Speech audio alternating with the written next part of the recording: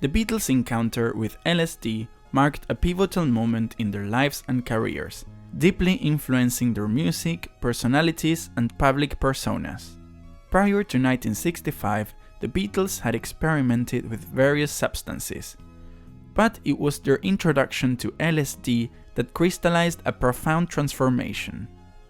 The event that triggered this shift is often referred to as the dental experience, a curious and surreal night that would leave a lasting imprint on the band.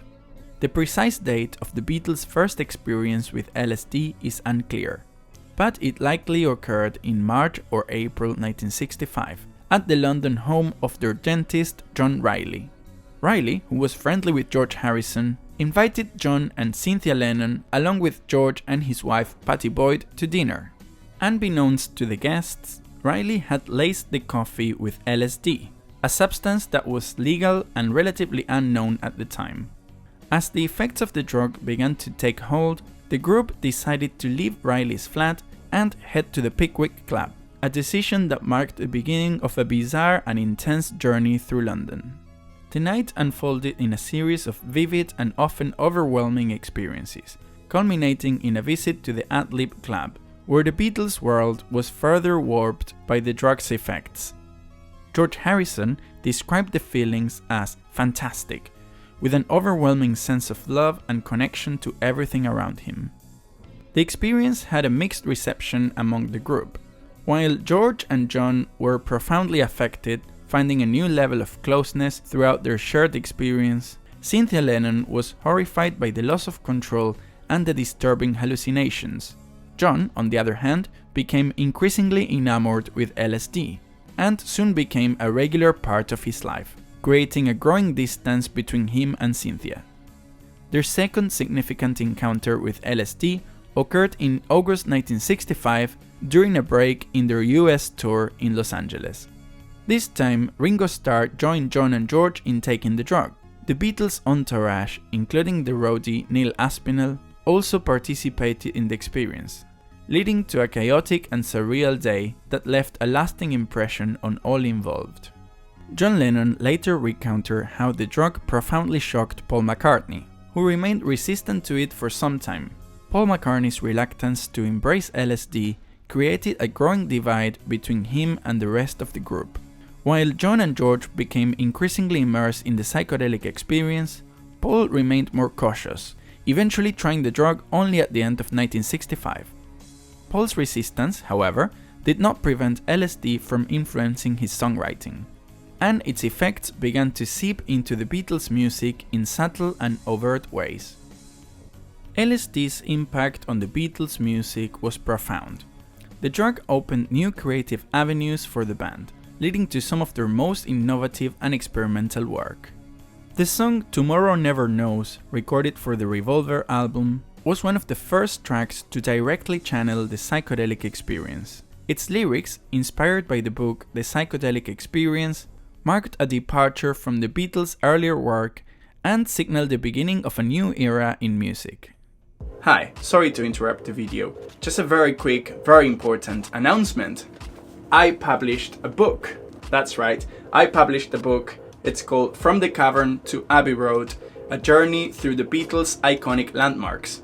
In this book, we see the story of the Beatles from the places where everything happened. Some of them are famous, like let's say Abbey Road Studios, and some of them perhaps not so famous, like for example the art gallery where John and Yoko met. I put a lot of work and effort into this book, and it would help me so much if you grabbed a copy. It's available on Amazon all around the world, so if you want your copy, please go to the link in the description. Thank you. Now back to the video.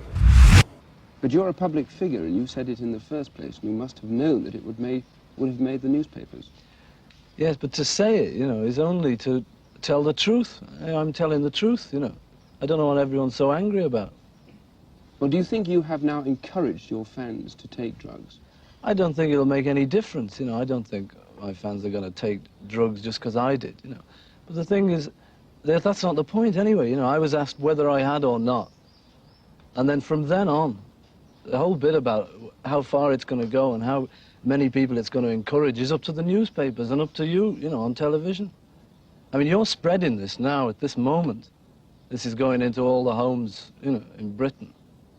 And I'd rather it didn't, you know. But you're asking me the question. You want me to be honest. I'll be honest, you know.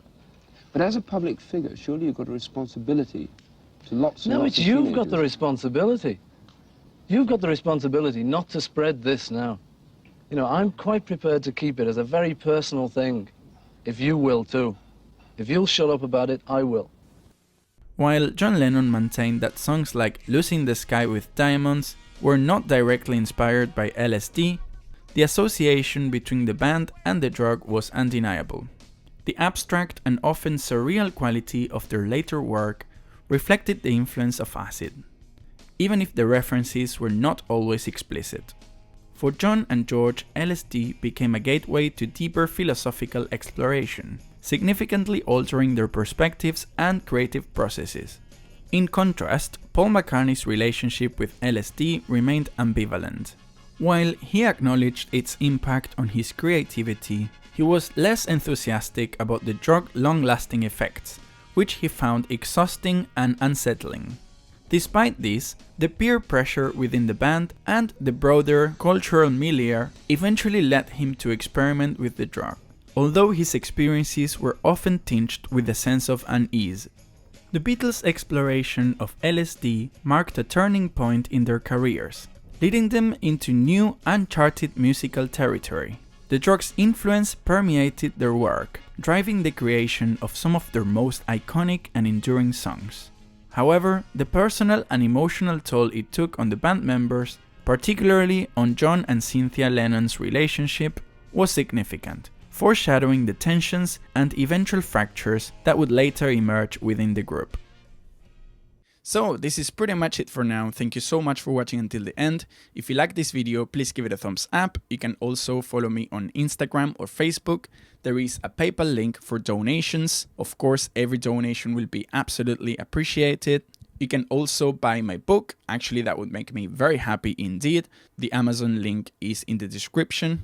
Or the free option is just to subscribe to this YouTube channel and maybe click the bell icon so you're the first to know when I upload new videos. Thank you for watching. See you next time. Bye. Well, I'm afraid that's us run out of time. Oh, I'm really okay. sorry. Oh, So, thanks. Bye, everyone. thank you very much. Thank you. If I give my heart to you, I must be sure